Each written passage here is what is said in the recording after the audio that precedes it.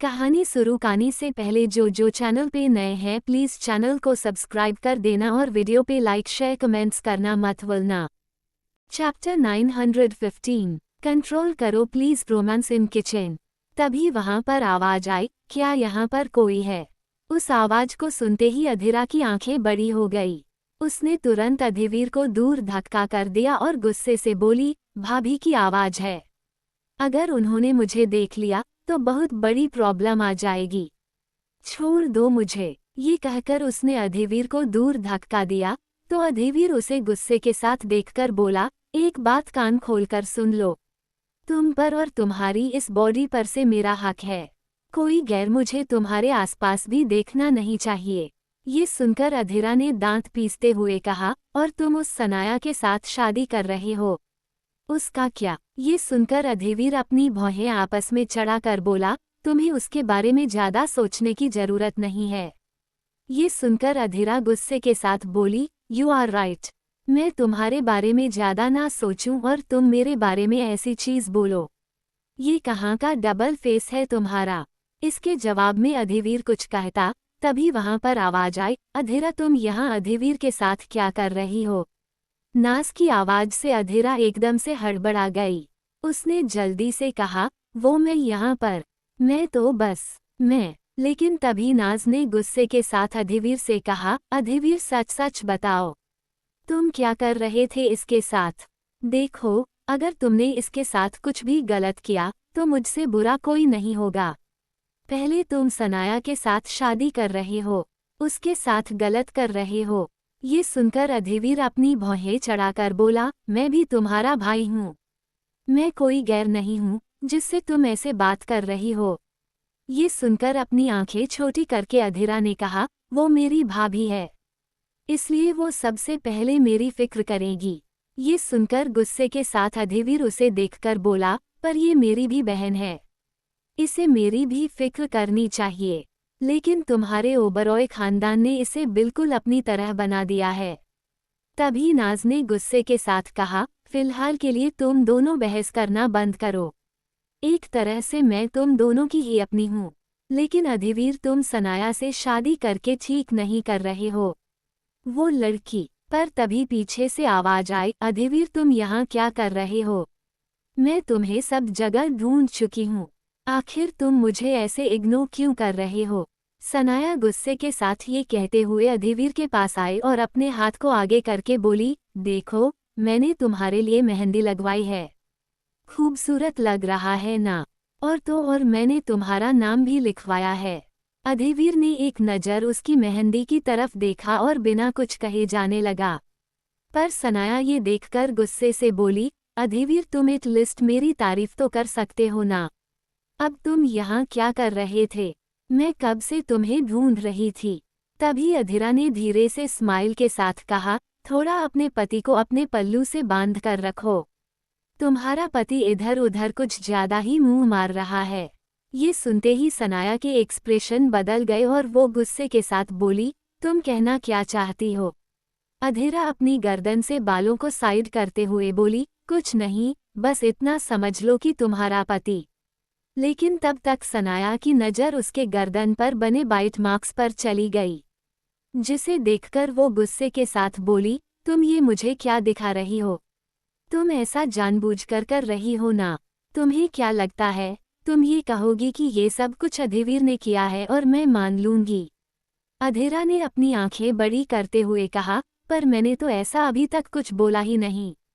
पर अगर तुम जानना चाहती हो तो मैं तुम्हें बता सकती हूँ कि मेरे साथ ये सब कुछ किसने किया है और ये सब कुछ। लेकिन इसके आगे अभी अधीरा कुछ कह पाती उससे पहले ही अधिवीर गुस्से से सनाया की तरफ देखकर बोला, अगर तुम्हारी बातें खत्म हो गई हो तो क्या तुम मेरे साथ चलोगी? मुझे तुम्हें कुछ दिखाना है, शायद तुम्हें पसंद आए। सनाया एकदम से रुक गई और एक्साइटमेंट के साथ बोली, क्या सच में बेबी? तुम मुझे क्या दिखाना चाहते हो? मुझे जल्दी से दिखाओ और मैं तुम्हारे साथ चलने के लिए तैयार हूँ। ये कहकर उसने तुरंत अधिवीर की बाहों में अपनी बाहें डाल दी और अधिवीर अधीरा को देखकर तिरछा मुस्कुराते हुए वहां से चला गया। इधर अधीरा ने दांत पीसते हुए कहा, घटिया इंसान कहीं का। लेकिन तभी नाज ने सीरियस होते हुए कहा, ये बाइट मार्क्स तुम्हारी गार्डन पर क्या कर रहे हैं? सच सच बताओ, तुम्हारे और अधिवीर के बीच अभी कुछ हुआ है क्या? अधेरा का चेहरा लाल पड़ गया और वो अपनी नज़र झुकाते हुए बोली, नहीं भाभी, ऐसी कोई बात नहीं है।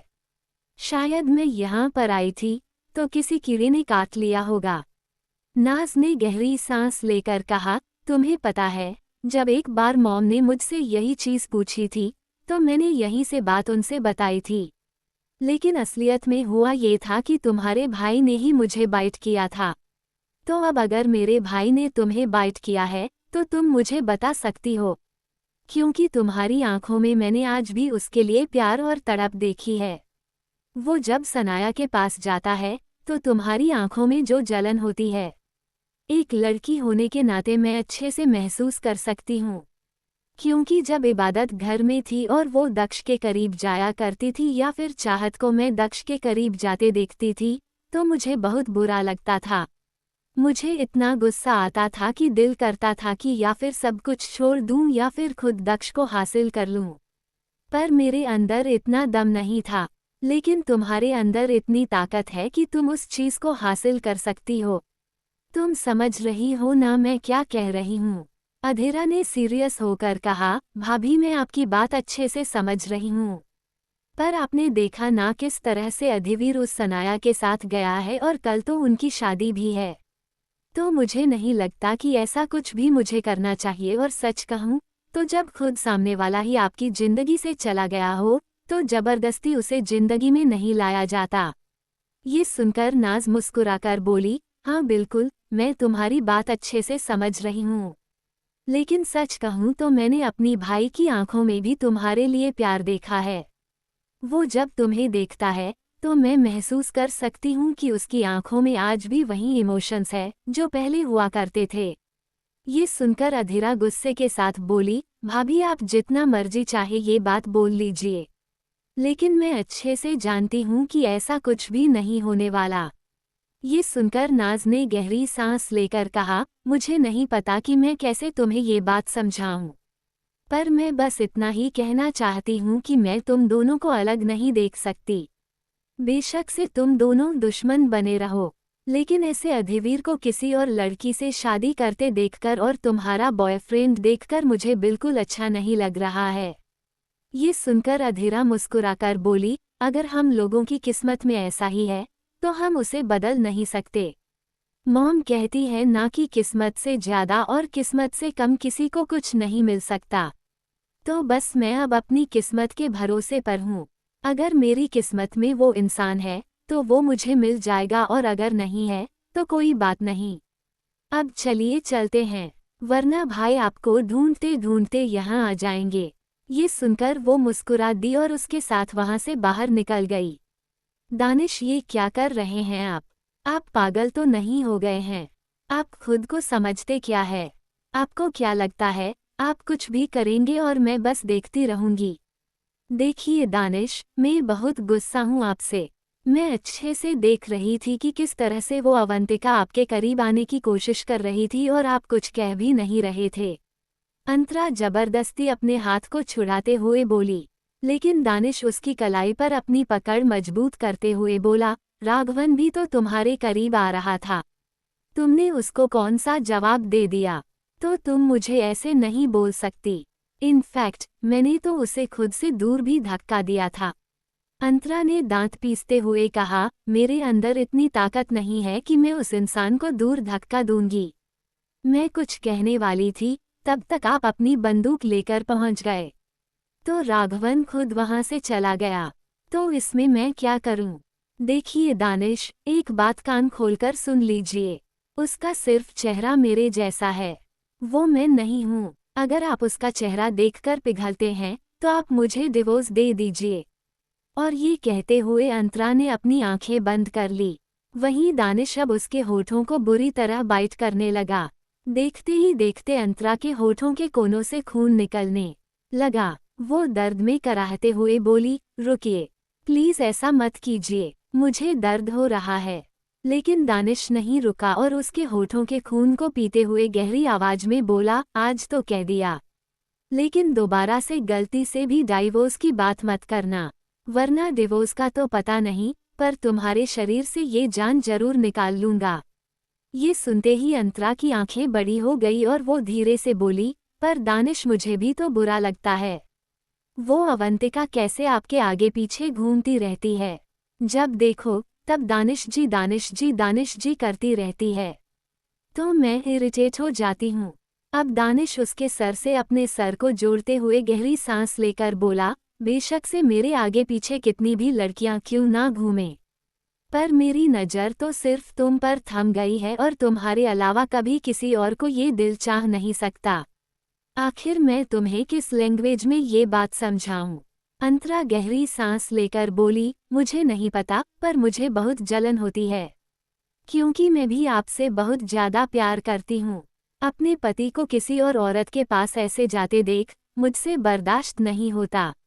दानिश स्माइल के साथ बोला, तुम फिक्र मत करो, मेरे लिए वो हमेशा दूसरी औरत ही रहेगी और तुम मेरी औरत होगी। ये सुनकर अंतरा दानिश को घूरने लगी। दानिश ने वापस से उसके होठों को चुमा, तो अंतरा ने दर्द में कहा, मेरे होठों से ब्लीडिंग हो रही थी और मेरे होंठ दर्द कर रहे हैं। प्लीज ऐसा मत कीजिए, आपने मुझे हट कर दिया है। ये सुनकर दानिश उससे थोड़ा सा दूर होते हुए बोला, कोई बात नहीं, अगर मैंने दर्द दिया है तो मरहम मैं ही लगाऊंगा। अंतरा घूरकर दानिश को देखने लगी, पर तभी पीछे से आवाज आई, जिंदगी भर आप मेरी मॉम को दर्द ही देते हैं। और तभी बनी अंतरा और दानिश के बीचों बीच आकर खड़ा हो गया और दानिश को पैर से अंतरा से दूर करते हुए बोला, दानिश दूर हो जाओ मेरी सिली मम्मा से, मेरी सिली मम्मा को टच मत करना, दूर हो जाओ।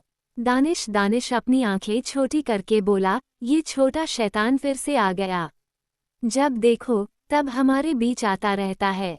दक्ष तिरछी स्माइल के साथ बोला, इसका क्रेडिट मुझे जाता है। दानिश आपकी आंखें छोटी करके बोला, हाँ बेशक इसका क्रेडिट मैं तुम्हें ही दूंगा, क्योंकि ये प्रोडक्ट तुम्हारा ही है। जैसे तुम मेरे प्रोडक्ट डिफ़ॉल्ट निकल गए, इस तरह ये तुम्हारा प्रोडक्ट भी डिफ़ॉल्ट निकल गया। अंतरा ने चिढ़कर कहा, खबरदार, अगर मेरे बनी या मेरे बेटे को आपने ऐसा बोला तो दोनों ही बहुत अच्छे हैं। मुझे तो लगता है कि माँ पापा के प्रोडक्ट जो कि आप हैं, आप खुद ही खराब निकल गए। ये सुनकर दानिश उसे गुस्से से देखने लगा, पर तभी बनी अंतरा के गोद में आया। वो अंतरा के सीने से लिपट कर बोला, मम्मा घर चलो, नींद आ रही है। अंतरा ने प्यार से कहा, ओके बेबी, चलो चलते हैं। वो उसको लेकर वहां से निकल गई। इधर दानिश ने दक्ष की तरफ देखकर सीरियस आवाज में कहा, राघवन पर नजर रखना, क्योंकि मुझे पता है वो कल कुछ ना कुछ तो जरूर करेगा। दक्ष ने अपना सिर हिलाते हुए कहा, हाँ इतना तो मुझे भी पता है कि ये इंसान ऐसे शांत नहीं बैठने वाला। आप फिक्र मत कीजिए, मैंने आपसे पहले ही कहा था कि इस राघवन ग्रोवर की रिस्पॉन्सिबिलिटी अब मेरी है, तो मैं उसे अच्छे से निभाऊंगा।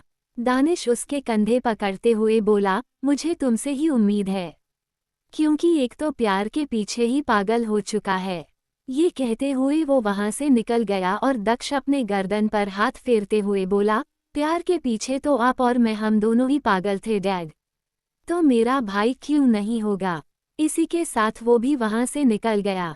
इधर दूसरी तरफ इबादत किचन में कुछ बना रही थी, तभी पीछे कमर से किसी ने उसे पकड़ लिया। इबादत दूसरे ही पल बोली, दर्श प्लीज परेशान मत करो, मैंने तुमसे कहा ना, जाओ जाकर चेयर पर बैठ जाओ, मैं कुकिंग कर रही हूँ ना, क्या तुम थोड़ा भी इंतजार नहीं कर सकते। लेकिन दर्श इबादत के बालों को गर्दन से पीछे करते हुए उसके गर्दन को चुनते हुए बोला, नहीं बिल्कुल भी नहीं, मुझे अब और इंतजार नहीं करना, चलो रूम में चलते हैं। ये सुनकर इबादत चिढ़कर बोली, हर वक्त छोटे बच्चों की तरह तुम्हें रूम में चलना होता है, तुम थोड़ा तो इंतजार कर सकते हो, तुम्हें दिखाई नहीं दे रहा मैं खाना बना रही हूँ। तभी दर्श ने उसम से अपनी तरफ घुमाया और स्लैब पर बिठाते हुए बोला, तो किसने कहा खाना बनाने के लिए, मुझे तो खाने से ज्यादा आपको खाने में इंटरेस्ट है। यू नो वॉट, आपके ये जो लिप्स है उन्हें जब भी मैं देखता हूँ तो ऐसा दिल करता है कि बस उन्हें कच्चा ही चबा जाऊं, और अभी तो ये मुझे और भी ज़्यादा टेम्पटिंग लग रहे हैं। ये कहकर वो धीरे से उसके होठों के करीब आने लगा। तो इबादत ने अपना चेहरा दूसरी तरफ घुमाते हुए कहा, तुम मेरे करीब तभी आओगे जब तुम मेरे लिए कॉन्ट्रासेप्टिव पिल्स या अपने लिए प्रोटेक्शन लेकर आओगे। ये सुनकर दर्श दूसरे ही पल गुस्से के साथ बोला, क्या मतलब है इन सब चीज़ों का, जब मैं आपको प्रेग्नेंट ही करना चाहता हूँ तो। इबादत अपनी आंखें छोटी करके बोली, तो तुम मुझे प्रेग्नेंट करना चाहते हो? तो बताओ किस रिश्ते से मैं तुम्हारे बच्चे की माँ बन जाऊं? हम दोनों के बीच कौन सा रिश्ता है, और क्या तुम्हारे मॉम डैड ने तुम्हें यही सिखाया है? तुम्हें तो अपने मॉम डैड से सीखना चाहिए। एट लिस्ट उन्होंने शादी के बाद ये सब किया था, लेकिन तुम हो कि खुद के हार्मोन्स पर कंट्रोल ही नहीं कर पा रहे हो। ये सुनकर दर्श अपनी आंखें छोटी करके बोला, जो मैं कर रहा हूँ ये अपने डैड से ही सीखा हूँ।